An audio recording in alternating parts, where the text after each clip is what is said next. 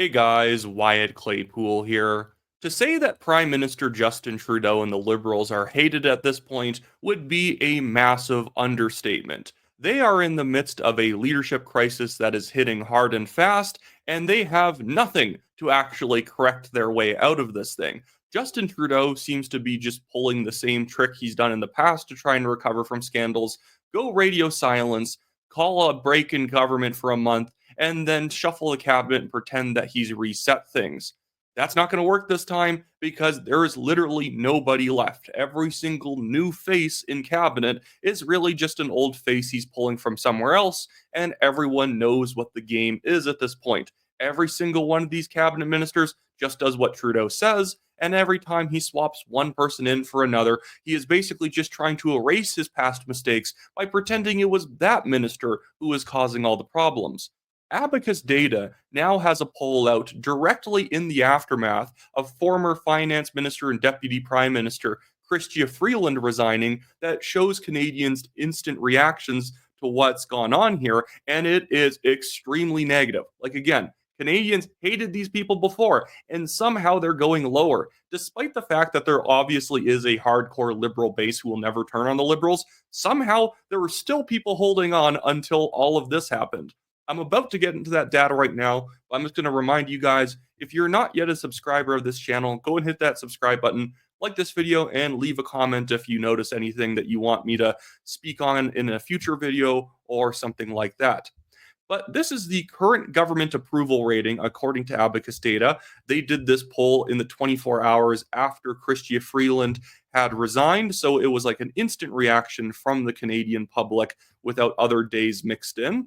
And so we see here that the government's approval rating, this is government approval first, went from 25% at the beginning of December. Actually, Abacus released a poll in December 16th, and this poll was conducted on December 17th. And their approval rating went from 25% to 22%. A 3% drop is actually pretty insane, considering that people tend to have to usually take a while to make up their minds about something like this. And now their disapproval rating is at 62%. But who cares? Most people say that they don't like the government because it's one of those generic things that you can dislike, but it's harder to dislike a specific person, unless that person is Prime Minister Justin Trudeau. So on December 16th, he had an approval rating of 23%. This is what we would colloquially call gutter trash results. You go back to 2023, and he still had like a 33% approval rating, which isn't very good because he still had 48% of the public disliking him. But you come a day after December 16th, and they poll Canadians on December 17th, and he has tumbled now to his lowest approval rating ever at just 20%. And now his disapproval rating is also at its highest point ever at 63%. The idea that this guy can stay on as prime minister and things are going to maybe get better is the most delusional thinking I've ever heard in my life. Not in any fantasy of Justin Trudeau, not in any like Quaaludes fueled fantasy of Justin Trudeau is anyone coming back to the Liberal Party. There is always the hardcore like psycho base of people who are like posting that they stand with Trudeau right now and that Chyrista Freeland is a backstabbing weasel and she should have been fired years ago and all this stuff. But they do not represent many people. And also, as Tristan Hopper from the National Post pointed out on Twitter this morning, that there is always going to be a base of about probably 40 to 50% of people who vote for the NDP and the Liberals combined, not because they even like them, but because they are so disconnected from political reality that they can vote for the parties that keep their pensions, indexed to inflation. They can vote for the government that employs them and whatnot if they're a public sector worker. And all of this seems fine. And it just seems like people are whining at the government for no reason because they don't run businesses, they don't work in the private sector, they're not trying to buy a house, all of this other stuff. But let's jump down to see what this did to Pierre Poilievre and Jagmeet Singh's approval rating, because almost that's the more interesting question about what's going on right now. And then I want to get into the national polling numbers because those are pretty horrific as well for the Liberals. So Jagmeet Singh has absolutely stagnated over the past month since he declared that he was ripping up his agreement with the Liberals. He was at 31% or 33 right when you ripped it up. It dropped down to 29% because I think honestly that put Jagmeet Singh in the news more, and people don't like hearing from Jagmeet Singh at all. And so after that, I think he ended up getting more unpopular. But he's just been stagnating. Nobody likes Jagmeet Singh any more than they used to, even in this poll. But Pierre Poilievre, what's going on with him? Well, for some reason, his disapproval is going up. I actually don't know why this is. I'm wondering if there's just kind of and I'm not trying to be rude here, a middle class reaction to everything feels very politically icky right now. Everything's unstable. People are being negative. And so you have like kind of like this weird knee jerk reaction to not like Justin Trudeau and not like Pierre Poilievre.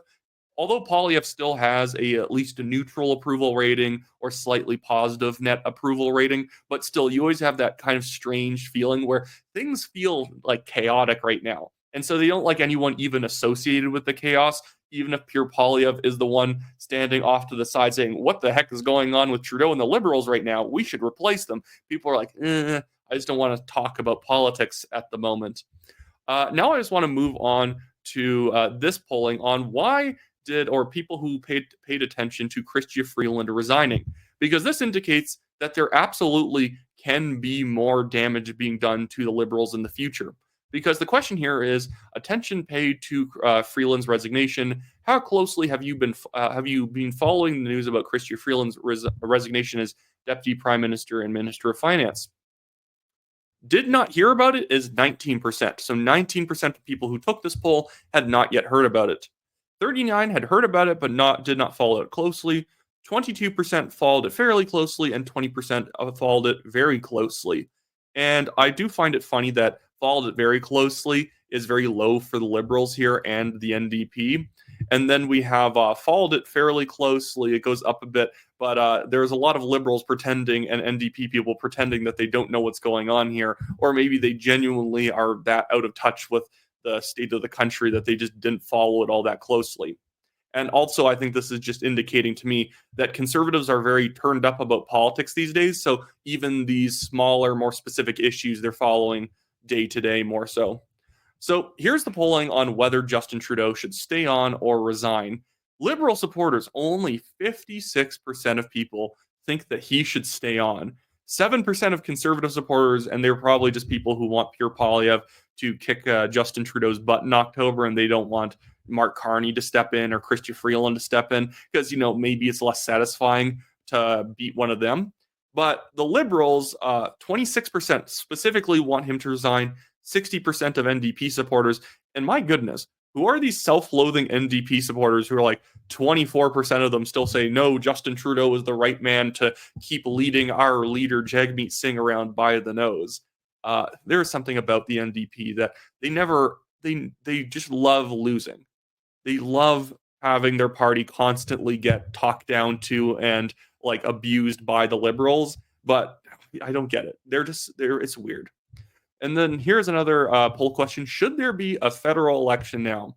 Liberal supporters, 35%, masochists apparently, say yes, there should be a election right now. 45% of Liberal supporters say no, 3% say don't care. Conservatives, 83% want an election now. Only 9% say they don't want an election now. And then the NDP, and this is really showing how out of touch Jagmeet Singh is, 47% of his base wants an election now. Only 27, a little bit more than a quarter, don't want an election, and then 20% are undecided.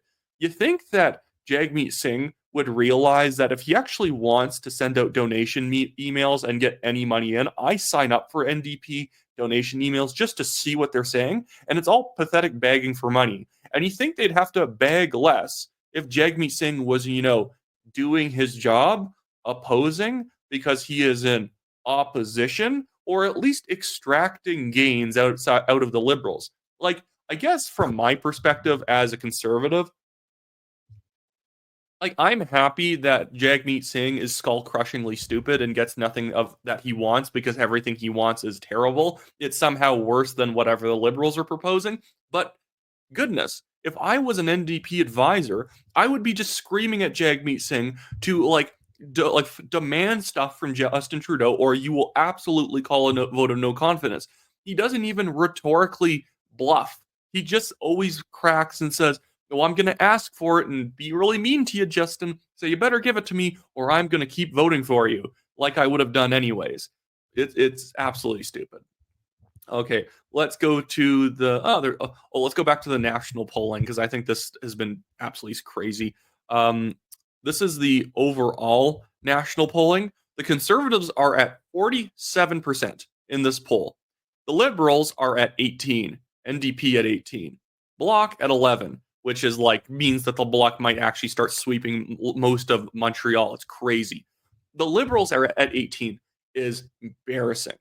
I probably don't even need to tell you that. These guys are dead in the water.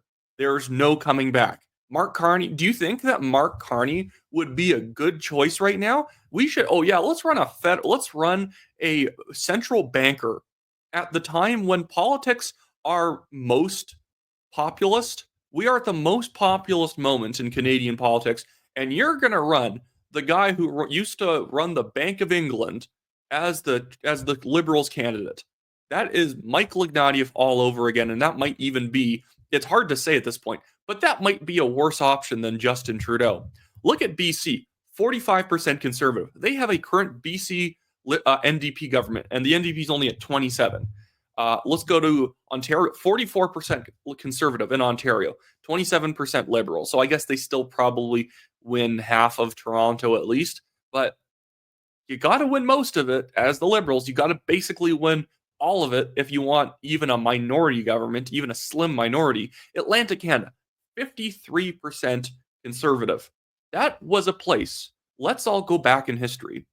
In 2015, when Justin Trudeau beat Stephen Harper, he didn't win most of Atlantic Canada. He didn't win all of Atlantic Canada, maybe 2 seats. He literally won all of it. And now he literally might not win a single seat in Atlantic Canada outside of like St. John's or something like that. Maybe the more French part of New Brunswick. Even that, I very much doubt.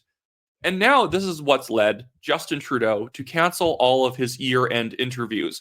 I don't need to bring up anything on screen for this. A lot of people have been pointing out how insane this is. JJ McCullough had a good take saying that, like, even if he was planning on resigning or not, he owes the country an explanation at this point. And I know he doesn't literally owe us an explanation in the sense that he doesn't have to say anything, but why would you signal weakness at this point if you're going to stay on? And if you're going to resign, you should still probably pop up on TV at least once or twice and, explain yourself over the past 9 years.